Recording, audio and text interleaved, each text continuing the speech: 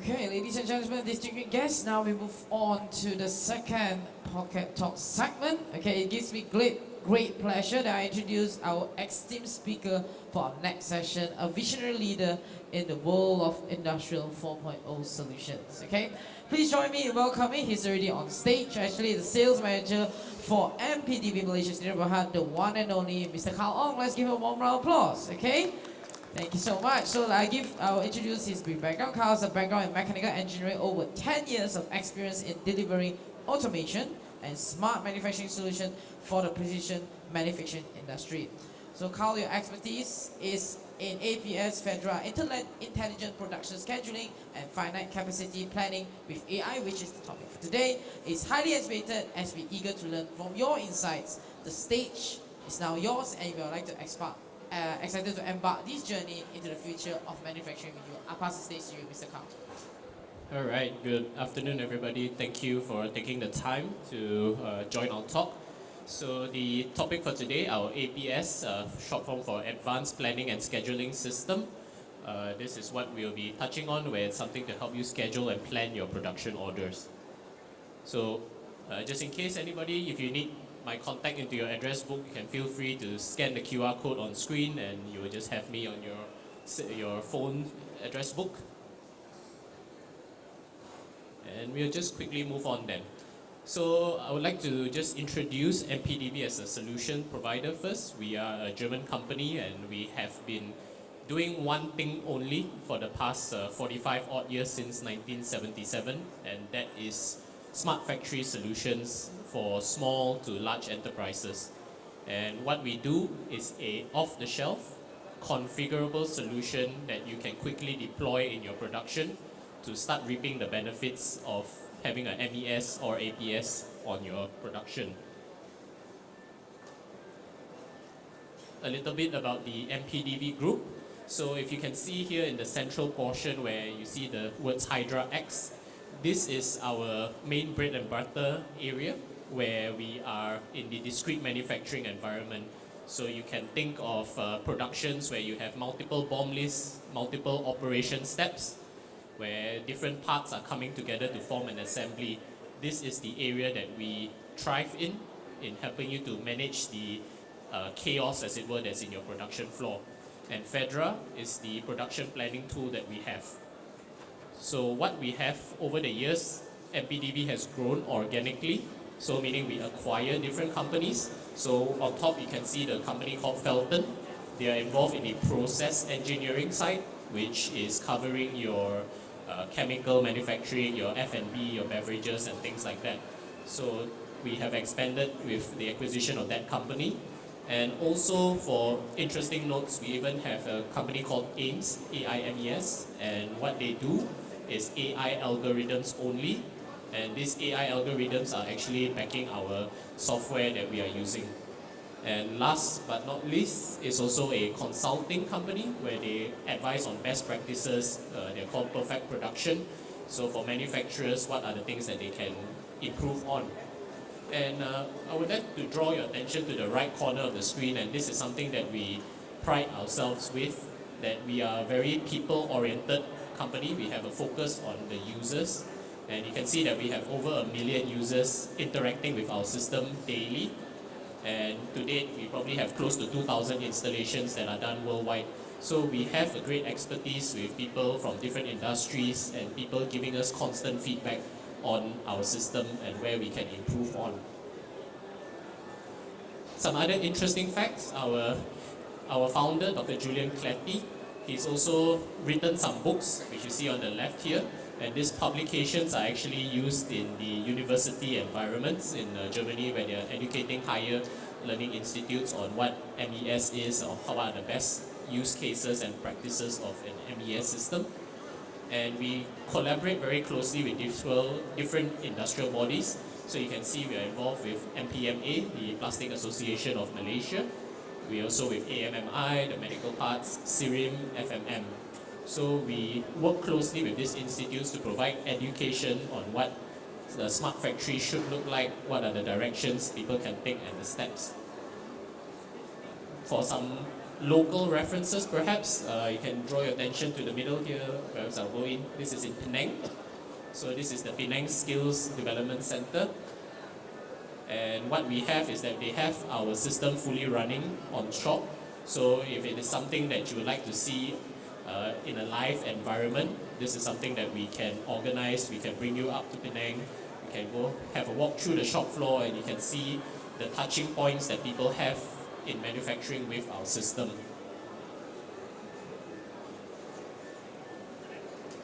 So as shared a bit earlier, we do cover many industry verticals. So from here you can see that we touch on medicals and pharmaceuticals, all the way to your precision engineering, to your F&B industries, plastic injection molding. These are all industries that we have familiarity with and that we have had success cases with, importantly. And with that, you can see that we are also very in touch with various manufacturing processes, from your sheet metal machines to your packaging, stamping, injection molding, saw cutting, and so on. We have various touching points, and this is something that, again, we pride ourselves with in being able to provide the right solution to manufacturers. So on to what we offer. As earlier shared, we do one thing only, and that is smart factory solutions. And these are our two products that we do. On the left, that is HYDRA X, which is our MES, manufacturing execution system. That is things that help you to gain control, gain clarity, collect data from your shop floor. And on the right, we have FEDRA, which is our advanced planning and scheduling, APS. And that will be the key highlight for today. And both of these systems sit on top of what we call an integration platform, the MIP. And you can think of this as an open platform where it is not just our applications that sit on it, but we also have the capability to take in your own self-developed systems or third-party systems that can sit on this platform, and we act as a consolidator of all this information that is running through your production. And what do we mean by different blocks? We always like to call this our food menu. So at a buffet line, you usually would only take what interests you, what is applicable to your situation. So these are all the different modules that we have. So if you already have something existing in your production that you're using, a QC system, or you have a HR system that's already being utilized, it is something that you don't need to take from us, and you can just take the relevant items. So briefly, just to orientate everyone on where APS and MES sits. First, we have to draw a clear distinction that we are not an ERP system. There are specific software that manages that portion of the environment in the office, where you deal with your sales order, you deal with your inventory, stock counts, and things like that. That is where ERP sits in. And where we are trying to get to is that we see that you have your shop floor, your production, and oftentimes this information is all communicated through pen and paper, Excel, emails, WhatsApp, whichever it is. And this is the specific area that we sit in, that we want to connect your ERP level information from the office to the production floor. And with that, some of the benefits that you look to gain are more transparency, meaning you want to have real-time status.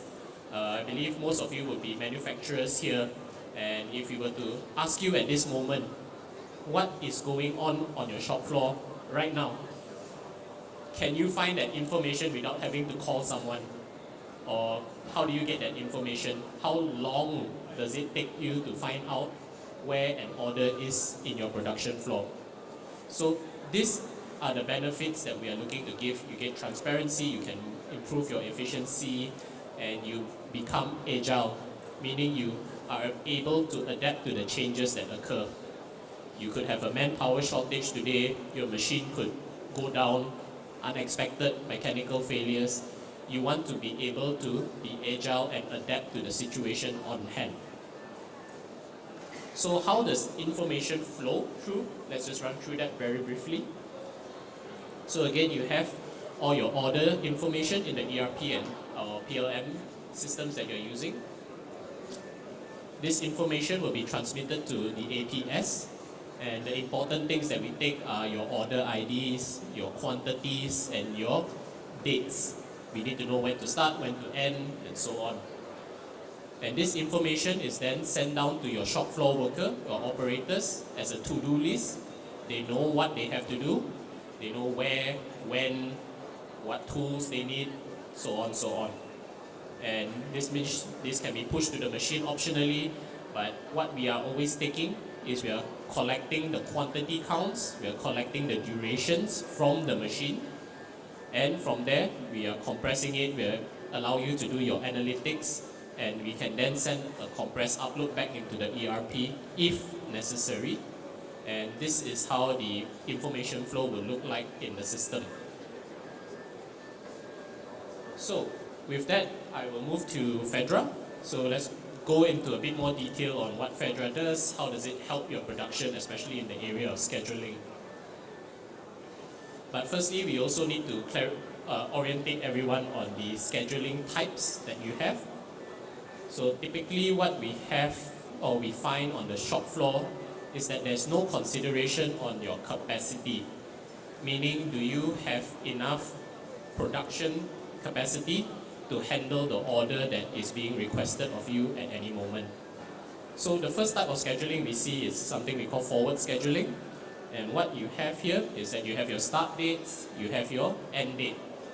And within this, you can think of it like your fence, your playground area that you have to work inside, within. And what we have is then we schedule our orders. And what we get in blue, you can see the little triangles. That is where you get your, sorry, it's at the bottom corner here, but that is your earliest start date. When can you start this order the earliest? And with that, you get your earliest end date. So this is something we call forward scheduling. And with backwards, it is essentially just the reverse. You have your start and end, but what you're doing is you have your latest end date and your latest start dates. So with these two types of plannings, your forward and backwards scheduling, we have to take into consideration the capacity as well that we have to produce said orders. And what are the other factors we need to consider with planning? It is something we always think is just machines, but we have to consider other factors as well. You need to consider whether your material is going to be at the machine at the time that you require it. Do you have enough quantity of the raw material? Do you need to reorder? Do you need tooling and resources? Some toolings might be shared between different machines. You need to consider that in your planning. We often find sometimes there's idle time because you're waiting for a tool or a resource to arrive at the machine, although the machine is available and the worker is available. And that is also the other thing that we need to consider. Worker qualification, your NC programs. When you have all these factors and even energy, for example, to consider, this is a whole pool of information that your planner will often have to manage. Can we produce this part in a time frame where it's less energy draining to save on costs for electrical costs, for example? Yes, Malaysia not quite there yet at that level where the electric cost is too painful, but ESG around the corner and things like that, people might be looking into it. But these are areas that we can help you plan and schedule with. So FEDRA is an advanced APS, again, planning and scheduling. And what we are able to do is that it also can function as a standalone, meaning yes, we have HYDRA MES. It can function as a sort of standalone in collaboration as long as we can get information that we require to do the planning, such as your order ID, order status, and so on. So it can be integrated with HYDRA if that is something that you need.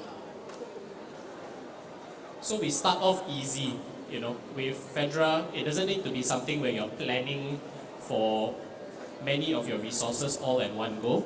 We can just start with planning your orders and your personnels, meaning is the right person and the right machine available for the order.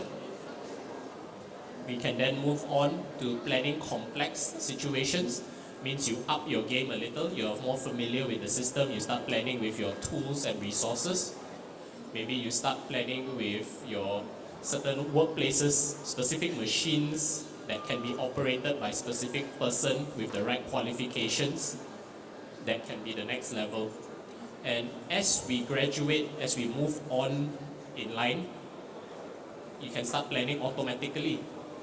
AI planning, AI is always the buzzword now, everybody wants to have a portion of AI, but where do we get the platform or the database for the AI to learn from? We have to create that.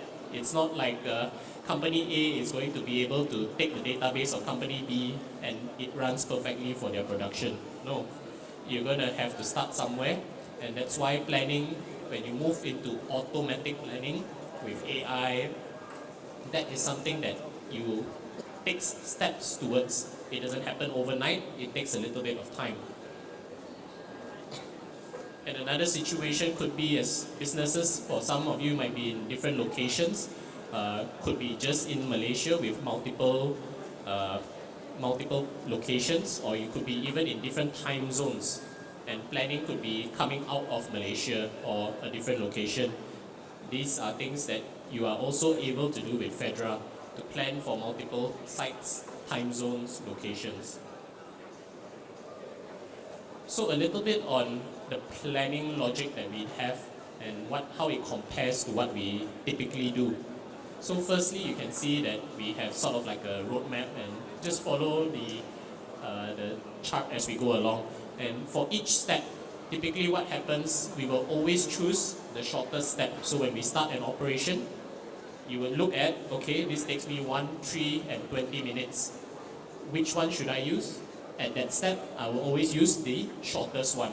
So that's what we will choose. And this happens repetitively as we go along. You always choose the shortest step, the shortest, and finally you get your total. And that is the typical system, the way that we do it step by step. And what this falls short of is that there's no consideration about what happens next, what happens before that. And later in the demo, you'll probably get an easy picture of how that actually works with our system. So where we move on when you talk about reinforcement learning, when we talk about global optimization, I probably will give maybe a simple illustration. If we are on a treasure hunt in this hall right now, all right, if the goal is to collect as many, let's say, coins as you can, and the first thing you do when it's a local thing, you found a big stack of coins there, the first and most convenient thing you do is, okay, I found a bag of coins, I am happy, I stop looking, right? And global optimization is where instead of just looking at the chair right here, somewhere that is convenient, somewhere that is fast for me, I take the time to go through this hall right now. I look at every corner, I look at every booth, I go through and observe, and maybe I find that, oh, okay, there are more coins hidden around the hall. And with that, I consider my whole area instead of just one chair. Not the most convenient, so it's going to take me more effort. I have to systematically walk through the hall to find these things, but the result is I end up with more coins. So with reinforcement learning, that's the part of the goal, that you keep considering all the factors around you, not just looking at the next most immediate step, because it might be the most convenient, but it might not gain you the most. You might miss out on faster ways to do things. Alright? So with that, I'm just going to quickly jump into our quick demonstration as well. So with this here, you can see this is our planning board. Sorry. Just adjust here a little. Alright, and what you are seeing here on the left, at this bottom tab, you are having your groupings of machines. And what we mean by grouping of machines, for example, if I undo this injection molding machines grouping, you can see that I have 5 machines in this production grouping. So a number of machines, you could have your CNC machining line, you could have your pressure casting line, so on and so forth. And how we interpret this, you may see the colors on the left. I think it's slightly cut out. Hopefully you can still see it. But you can see there are different colors which reflect the actual status right now of your machine. So for example, what you can see here, these 3 machines that are running, you can see the order. So this blue line is where we are right now. And these orders are being run at these machines and they are being consumed. Think of it like your Pac-Man is eating up the bar, all right? So these orders are being consumed, but these 2 machines down here, you can see that there's a yellow and red status, meaning that it is not consuming those orders right now, and hence why you see the color is a different one. So what do we see here if we collapse this group again? On the top, all these yellow bars are orders that are on the group level. And when we say group level, it means that these have been planned, but they are not scheduled into our system yet. It means sales order come in, we know that we have to manufacture this, but we have not put it into production yet. So what do we have when we collapse this? What we are looking at is like a game of musical chairs. We are looking for the first available free seat. And sometimes there is no chair available, so there are things that needs to move. So for example, if I were to move this order here, it can be through a simple drag and drop. I can see that I have capacity in this machine. I can see that I have some capacity over here as well. But I will not be able to put the order into these 2 machines because there is just no space. Now what happens is we can just, with simple drag and drop, I can release the production here, and you will notice that there is an additional blue bar that has occurred, that has popped up here. And this was where we were, back to my earlier point, when we talk about the global optimization. What happens here is that there's a dynamic setup time that is considered, meaning with the preceding operation, there is a setup that will be required if I schedule this order after this one. Now let's look at what happens if I bring it down to this machine instead. 2 things happen. Number 1, you will notice that there is no blue bar now with this order, meaning that after these orders here, we are able to run this order without having to set up anything. But I will redo this process. You will notice that these 2 now have blue bars. So if I put this order back on top, you will see that these 2 orders now do not need to have any setup time for the order. And this is what we mean in terms of planning with consideration. This type of knowledge is typically with your production planner who has been with you for many years perhaps.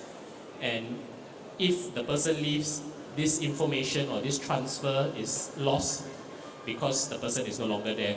And so with FEDRA, we can drag and drop orders, and you can see that there's dynamic setup times. Whatever configuration is needed will be selected automatically. And even if it's an experienced planner, let's use this as an example. What we have here is that they could also choose what kind of setup times they need. So you can see the top one here, there's no setup time. This one has a bit more, about 2 hours, or there's a 41-minute one. So planners with more experience, they could also already decide what order or what situation is needed, or you could always just automatically choose the shortest time. These are templatized, and they put in the order and the necessary setup time associated. Right. And quick ways that we also spot. Now,